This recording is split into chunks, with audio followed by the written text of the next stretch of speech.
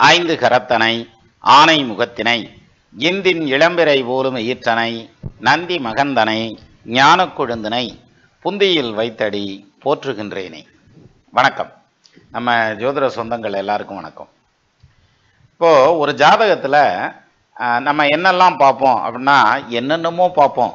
அதாவது கல்யாணம் எப்போ, தொழில் எப்படி, படிப்பு எப்படி, ஆரோக்கியம் எப்படி, வீடு வாசம் வாங்குறது எப்படி, வெளிநாடா உள்நாடா, அல்லது தொழில் சொந்த தொழில் ஆரம்பிக்கலாமா, ஜாயின் வெஞ்சர் பண்ணலாமா, இன்வெஸ்டர்ஸ் கிடைப்பாங்களா, ஜாயின் பிஸ்னஸ் பண்ணால் நல்லா இருக்குமா, வெளியூர் போய் பிஸ்னஸ் பண்ணட்டுமா, இப்படி எத்தனையோ விதங்கள், எத்தனையோ கேள்விகளை நோக்கி ஜோதிடத்தை நோக்கி வரும். அதில் ஒரு முக்கியமான கேள்வி அப்படின்னு எடுத்துக்கிட்டால் ஃபைனான்ஷியல் ஸ்டெபிலிட்டி. ஏன்னா ஒருத்தன் ஜெயிச்சான் வாழ்க்கையில் அப்படிங்கிறது எதை வச்சு எடுத்துக்கிறாங்க, அடேங்கப்பா அவர் எஸ்டேட் வாங்கியிருக்கிறாரு, பஸ் வாங்கி ஓட்டிக்கிருக்காரு, அல்லது ஒரு கல்யாண மண்டபம் சத்திரமெல்லாம் கட்டியிருக்காரு, அல்லது பெரிய அளவில் பூமி போக்குவரத்து வாங்கியிருக்காரு அப்படின்ற மாதிரி பொருளாதாரத்தில் சக்ஸஸ் ஆனவனை நோக்கி உலகமே வியந்து பார்க்கக்கூடிய ஒரு அமைப்பு. மதிப்பு, மரியாதை, போக்குவரத்து அத்தனையும் அதுக்கு பின்னால் தான் சார். அப்போது பணம் அல்லது சொத்து பத்து பொருளாதாரத்தில் மேல்நிலைக்கு வரக்கூடிய ஒரு ஜாதகம் அப்படின்னா ஃபஸ்ட்டு அந்த ஜாதகன் ஆயுளோடு இருப்பானா, ஆரோக்கியமாக இருப்பானா அப்படிங்கிற கேள்விக்கு அடுத்தபடியாக பொருளாதாரம் எப்படி இருக்கும் அப்படிங்கிற மாதிரியான பாயிண்ட்டு, படிப்பு எப்படி இருக்கும் அப்படின்னு தான் வரும். அப்போது ஒருத்தர் காசு பணம் நிறைய சம்பாதிப்பாரா, நிறைய சேர்க்க முடியுமா, அவரால் காசு பணம் சேர்க்க முடியுமா, அந்த ஜாதகன் ஃபைனான்ஷியல் ஸ்டெபிலிட்டிக்கு வருவாரா, பொருளாதாரத்தில் சக்ஸஸ் ஆவாரா அப்படின்ற மாதிரியான பாயிண்டெல்லாம் நம்ம எப்படி ஜாதகத்தில் தெரிஞ்சுக்கிறோம் அப்படின்னா அதுக்கு நிறைய டூல்ஸ் இருக்குது. ஒரு பலன் தெரிஞ்சுக்கிறதுக்கு ஒரு விதமாத்தியம் பண்ணணும்ன்றதில்ல. உப்புமா அப்படின்னு எடுத்துக்கிட்டோம்னா ரவை உப்புமா, கோதுமை உப்புமா, அரிசி உப்புமா அப்படின்னு உப்புமாவில் ஊறுபட்ட உப்புமா இருக்கு இல்லையா, அது மாதிரி இந்த தனஸ்தானத்தை பற்றியோ அல்லது தனத்தை பற்றியோ கண்டுபிடிக்கிறதுக்கு நிறைய டூல்ஸ் இருக்குது. அதில் ஒவ்வொருத்தரும் ஒவ்வொரு டூல்ஸை யூஸ் பண்ணுவாங்க. ஃபார் எக்ஸாம்பிள் இப்போ நான் ஒன்று சொல்கிறேனே, அதாவது இந்த அஷ்டவர்க்கத்தில் தனஸ்தானாதிபதி யாரு, உங்களுக்கு 2ஆம் இடத்துல எத்தனை பரல்கள் இருக்கு, அது குறைஞ்சபட்சம் 27 பரலுக்கு மேலே இருந்ததுன்னா சமுதாய அஷ்டவர்க்கத்தில் அவன் ஜெயிச்சிருவான் வாழ்க்கையில். 30-32 பரல் இருந்ததுன்னா பெரிய கோடீஸ்வரன் அப்படின்ற மாதிரியான ஒரு பாயிண்ட் உண்டு. இது இந்த அஷ்டவர்க்கம் பார்க்குறவங்க அப்படி எடுத்துகிட்டு போவாங்க. சரியா? இன்னும் ஷட்வர்க்க பலன்கள் பார்க்குறவங்க அவங்க வேறு ஒரு டைப்பாக எடுத்துகிட்டு போவாங்க. வர்க்க சக்கரங்கள் பார்க்குறவங்க அவங்க ஒரு மாதிரி எடுத்துகிட்டு போவாங்க. இது எல்லாம் தப்பா அப்படின்னா எதில் வேணாலும் எடுக்கலாம், அதனால ஒன்றும் தப்பு இல்லை. ஒரு ஊருக்கு போகிறதுக்கு எந்த ரூட்டில் வேணாலும் உள்ள நுழையலாம். பைபாஸில் 4 பைபாஸ் இருக்கும். சரி, அப்போது இந்த தனத்தை பற்றி தெரிஞ்சுக்கிறதுங்கிறது நம்ம எப்படி தெரிஞ்சுக்கலாம் அப்படின்னா நம்ம பாயிண்ட் தான் ரொம்ப சிம்பிளாச்சு. கபடி கிரவுண்டு மாதிரி கோட்டை விட்டு வெளில போகாமலே கண்டுபிடிச்சிக்கிறோம்னு வாங்கல. அப்போ அந்த கணக்காக ராசி சக்கரத்திலேயே கண்டுபிடிக்கலாம். எப்படி கண்டுபிடிக்கிறது அப்படின்னா முதல் பாயிண்ட்டு தனஸ்தானம் இருக்கு இல்லையா, லக்னத்துக்கு 2ஆம் இடம்ங்கிறது தனஸ்தானம். அந்த தனஸ்தானத்தில் பாவ கிரகங்கள் உட்காந்துருந்துச்சு அப்படின்னு வச்சுக்கோங்களேன், அவன் பொருளாதார ரீதியாக கஷ்டப்படுவான், சிரமப்படுவான். ஒரு எடுத்துக்காட்டாக கேது உட்காந்துருக்கார், அல்லது வக்கரம் பெற்ற சனி உட்காந்துருக்கார், அல்லது ராகு உட்காந்துருக்கார், அல்லது வேற ஏதாவது ஒரு பாவ கிரகம் இருக்குது அப்படின்னு வச்சுக்கிட்டா அவங்களுக்கு எப்படி வரும் அப்படின்னம்னா இவங்க பொருளாதாரத்தில் கஷ்டப்படுவாங்க, காசு பணத்தில் கஷ்டப்படுவாங்க, பொருளாதாரம் இல்லாமல் சிரமப்படுவேன், வட்டிக்கு வாங்குவேன், பிச்சை எடுப்பேன்ற கண்டிஷனுக்கு அந்த அந்த பலன் அப்படி எடுத்துகிட்டு போகிறதுக்கான ஒரு வாய்ப்பு உண்டு.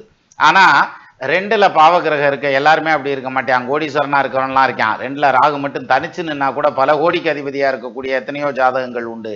அப்போது இதெல்லாம் எப்படி சக்ஸஸ் ஆகுது அப்படின்னா இந்த ஜாதகம் தப்புன்னு உயரக்கூடாது. அந்த 2ல் ராகு இருந்தாலும் 2ல் கேது இருந்தாலும் ஃபைனான்ஷியல் ஸ்டெபிலிட்டிக்கும் ஃபைனான்ஷியல் சக்ஸஸுக்கும் அந்த ஜாதகம் வர்றதுக்கான வாய்ப்பு உண்டுங்கிறத பல ஜாதகங்களில் பல எடுத்துக்காட்டு ஜாதகங்களோட நம்ம நிறைய பார்த்துட்டோம், ஏற்கனவே பார்த்துருக்கோம், சேனலில் நிறையா வச்சுருக்கோம் வீடியோ. சரி, இது ஒரு பக்கம் இருக்கட்டும். இன்னொரு பாயிண்ட்டுக்கு போகலாம். தனஸ்தானாதிபதி யாரு, லார்ட் ஆஃப் செகண்ட் ஹவுஸ் அப்படிங்கிறோம்ல. நீங்கள் எந்த லக்னமாக வேணாலும் இருங்க, அந்த லக்னத்துக்கு 2ஆம் இடத்ததிபதி தனத்தை கொடுக்கக்கூடியவர். அதே மாதிரி லக்னத்துக்கு 11ஆம் இடம்ங்கிறது லாபத்தை கொடுக்கக்கூடியவர் அல்லது பணத்தை கொடுக்கக்கூடியவர். சார் இந்த பணம் புழங்குற இடம்ங்கிறது இந்த 2 இடம் தான் சார். எது? 2ஆம் இடம், 11ஆம் இடம். அப்போ 2ஆம் இடத்ததிபதியும் 11ஆம் இடத்ததிபதியும் ரொம்ப முக்கியமான கிரகங்கள். இந்த 2 கிரகத்தையும் கரெக்டாக நம்ம கணிக்க தெரிஞ்சதுனால் ஓரளவுக்கு சரியான பலன்களை எடுத்துடலாம். இதோட அடிஷ்னலாக இன்னொரு பாயிண்ட்டையும் சேர்க்கணும், குருவை சேர்க்கணும். எதுக்கு? குரு தன காரகனப்பா. அப்போ ஒருத்தன் பணக்காரன் ஆனோம்னா இந்த பிளக்கு எல்லாமே வேலை செய்யணும். ஒரு பல்பு எரியணும்னா என்ன செய்யறான், எர்த்து வேணும், ஃபேஸ் வேணும், நியூட்ரல் வேணும், அப்படிலாம் என்னமோ சொல்கிறாங்கல்ல, அது மாதிரி அது வேணும் இது வேணுன்ற மாதிரி பூராந்தே வேணும். சமைக்கணும்னா அடுப்புலேருந்து சிலிண்டர்லேருந்து இன்க்ரீடியன்ஸ் வரைக்கும் அத்தனையும் வேணும், பாத்திரம் வேணும், சமைக்கிறதுக்கு ஆள் வேணுமே. முதல்ல இத்தனை விஷயங்கள் இருந்தால் தான் ஒரு அவுட்புட் இட்லியோ சட்னியோ வெளியில் வரும். அது மாதிரி நமக்கு இங்க வந்து தனத்தை பத்தி கணிக்கணும், ஒருத்தன் கோடீஸ்வரன் ஆவானா அல்லது கோடியில தெருக்கோடியில ஈஸ்வரனா இருப்பானா அப்படின்றத எப்படி எடுத்துக்கலாம் அப்படின்னாக்க, முதல்ல 2ஆம் இடத்த அதிபதி, அப்புறம் 11ஆம் இடத்த அதிபதி, அப்புறம் வந்து குரு, இந்த 3 பேருடைய சூழ்நிலை எப்படி இருக்குன்னு பார்த்தா அந்த ஜாதகன் வாழ்க்கையில சக்சஸ் ஆவானா மாட்டானாங்கிறத கண்டுபிடிக்கிறதுக்கு ஒரு வாய்ப்பு. சரி, இப்போ எப்படி எடுத்துக்கலாம்? Lord of second house connected with 11th house அப்படின்னு வச்சுக்கிருவோம். 2ஆம் இடத்த அதிபதி 11ஆம் இடத்துல இருக்கார், 11ஆம் இடத்த அதிபதி 11லயே ஆட்சியா இருக்கார் அப்படின்னு வச்சுக்கிட்டா அவன் பொருளாதாரத்துல ஜெயிச்சிருவான், அவன் கோடீஸ்வரன் தான், பணக்காரன் தான். சரியா? அதே இது குருவும் அதை பார்க்குறாரு அப்படின்னு வச்சுக்கோங்க, குடிசையில பிறந்தா கூட அவன் பெரிய ஆள் ஆயிடுவானப்பா, பெரிய அளவுல பொருளாதாரத்தை சேர்த்துருவான் அப்படின்ற மாதிரியான பாயிண்ட் எல்லாம் இதுல சொல்லலாம். சரி, இப்போ 11ஆம் பாவாதிபதி 2ல இருக்கார், 2ஆம் இடத்த அதிபதியும் கூட இருக்காரு, அதை குரு பார்க்கிறார். அப்படின்னா இதெல்லாம் முதல் தரமான தனயோகம், பிரமாதமான தனயோகத்தை கொடுக்கக்கூடிய அமைப்பு. அப்ப அந்த ஜாதகன் தன்னுடைய காலத்துல சம்பாதிக்கக்கூடிய சொத்து பத்துக்களை அவனே செலவு பண்ண முடியாது, அவன் புள்ள ஊட்டி கூட செலவு பண்ண முடியாது, அவன் பேரம்பேத்தி காலம் வரைக்கும் கிடக்குன்ற மாதிரியான அமைப்புல அவ்வளவு பொருளாதாரத்தை சேர்க்கறதுக்கான அமைப்பு இதுல வந்துடும். சரி, இப்போ தனாதிபதி லாபாதிபதி இவங்க 2 பேரும் மியூச்சுவல் ஆஸ்பெக்ட்ஸ்ல இருக்காங்க, ஒருத்தர் பார்த்துக்கிறாங்க.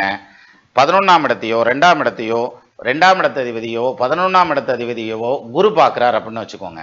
இப்பவும் இந்த ஜாதகனுக்கு தனம் வந்து பெரிய அளவில் இருக்கும், நிறைய காசு வேணும் சம்பாதிப்பேன், கோடீஸ்வரனா லட்சாதிபதியா வர்றதுக்கான அமைப்பெல்லாம் இருக்கு. இப்போ இந்த 11-2க்கு அதிபதிகள் 11-2க்கும் உடையோர்கள் பலமான பரிவர்த்தனை ஏகினும், ஒருத்தர் மாத்தி ஒருத்தர் வீட்டில் ஒருத்தர் மாதிரி உட்காந்துருக்காங்கன்னு வச்சுக்கோங்க, 2க்கு அதிபதி 11க்கு அதிபதி மாதிரி உட்காந்துருக்காங்கன்னா அப்பவும் அவன் கோடீஸ்வரன். எப்படி சொல்றான்? 11-2க்கும் உடையோர்கள் பலமான பரிவர்த்தனை ஏகினும் விதியொன்று திரிகோண கேந்திரத்துரினும் தம் விழிகூறி உயர்வாகினும் குதிகொண்ட தனுமீனில் உதிரன் சனியுமேவ குடிர்கும்ப மகரந்தனில் எதிர்கொண்டு மற்றோர்கள் உரினும் தனத்தன இணையான தனயோகனை, பெரிய தனவான்களுக்கெல்லாம் இணையான தனயோகனாக இருப்பான் அப்படின்ற மாதிரியான அமைப்பு. அப்போ வலுவான யோக பாக்கியத்தை கொடுக்கக்கூடிய அம்சம் அப்படிங்கிறது இந்த இடத்துல இருக்குது. அப்போ இந்த 11-2ஆம் பாவாதிபதி எப்படி இருக்காங்க அப்படிங்கிறத வச்சு நம்ம தனத்தை வந்து டிசைட் பண்ணலாம் அப்படின்னு ஜோதிடம் வந்து டைரக்ட் பண்ணுது. இன்னொரு விஷயம் என்னன்னா, இது என்னதே யோக பாக்கியமா உட்காந்துருக்காரு, 11-2க்கு அதிபதி பரிவர்த்தனை இருக்கார், சேர்ந்து இருக்கார், மியூச்சுவல் ஆஸ்பெக்ட்ஸ்ல இருக்கார், குரு பார்வையில இருக்கார், பரிவர்த்தனையில இருக்கார், நீ எப்படி வேணாலும் எடுத்துக்கியா. ஆனா அந்த சம்பந்தப்பட்ட தசாபுத்தி வராம பிட்டு கூட நகராது. சரியா? பள்ளிக்கூடம் 24 மணி நேரம் இருக்கேன், காலையில் 9 மணிக்கு தான் பெல் அடிப்பாங்க, 4 மணிக்கு மறுபடியும் பெல் அடிச்சு விரட்டி விட்டுருவாங்க, ஞாயிற்றுக்கிழமை லீவாத்தியா இருக்கும், அப்பெல்லாம் சும்மா தான் நிற்கும் அந்த கட்டடம். இதுவும் பள்ளிக்கூடம்னு என்ன சொல்லாமே தவிர அங்கே ஃபங்க்ஷன் ஆகுதானா ஆகாது இல்லையா? அது மாதிரி அதுக்கான டைம் வரணும். அந்த டைம் எப்போ வரணும்? இவனுடைய வயசு காலத்தில் வரணும். யாரு? இந்த ஜாதகாரனுடைய வயசு காலத்தில் வரணும். இதெல்லாம் சரியா இருந்ததுன்னா இது கரெக்டாக மேட்ச் ஆகி வந்து சேர்ந்துடும்.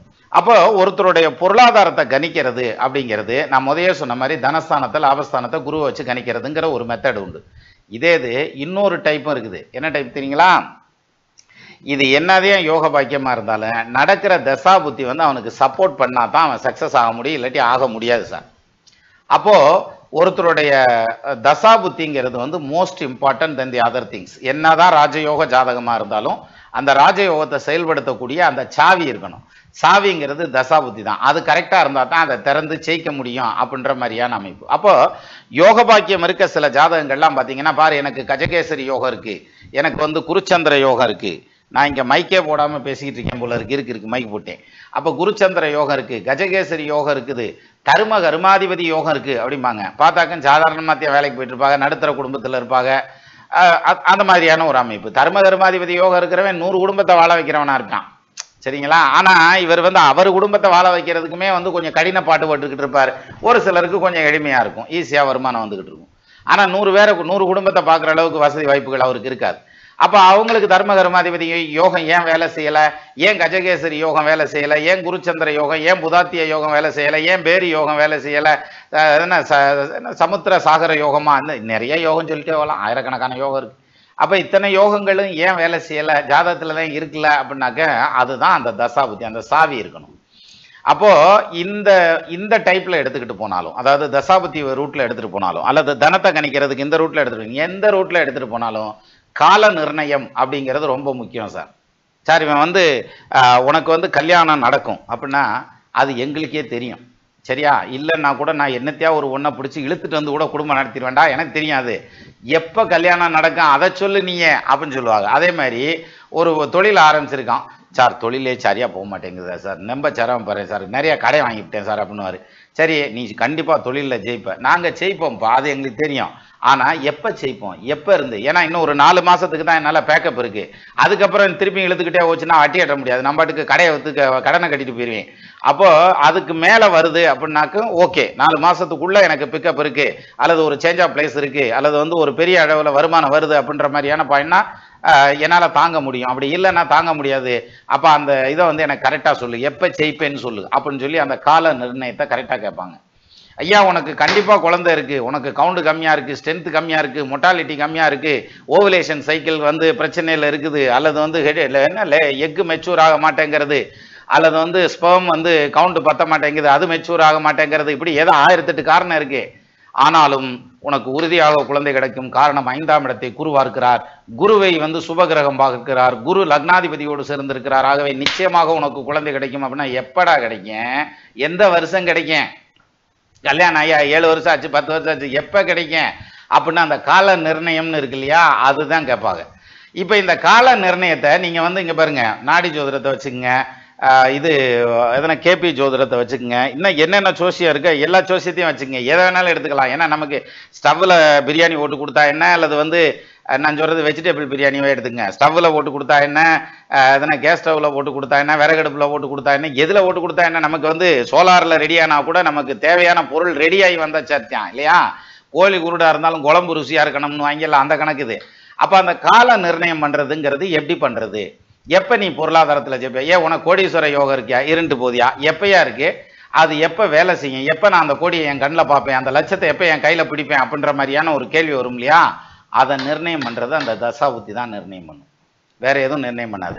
அப்போ இதை எப்படி வந்து நம்ம வந்து கணிக்கிறது, எப்போ வந்து ஒரு ஜாதகன் ஜெயிப்பான், எப்போ ஒரு ஜாதகன் தோப்பான், அல்லது எப்போ ஒரு பிரச்சனையை சந்திக்க வேண்டி வரும், எப்போ வந்து சிக்கலில் சிக்க வேண்டியது வரும், சிக்கல்ல இருந்து எப்போ விடுபட வேண்டியது வரும், கோர்ட்டில் கேஸ் எப்போ போய் புட்டப் ஆகும், அதுலேருந்து ரிலீஸ் ஆகி எப்போ வருவாங்க, எனக்கு இவங்கிட்ட இருந்து டைவர்ஸ் எப்போ கிடைக்கும், எனக்கு இவகிட்ட இருந்து சுதந்திரம் எப்போ கிடைக்கும், இதெல்லாம் கேட்குறாங்களே, என் பிள்ளை எனக்கு வருமா, வரும்னா எப்போ வரும் அப்படின்ற அந்த கால நிர்ணயம் அத்தனையும் தசாபுத்தியை பேஸ் பண்ணி மட்டும்தான் வரும். சரியா.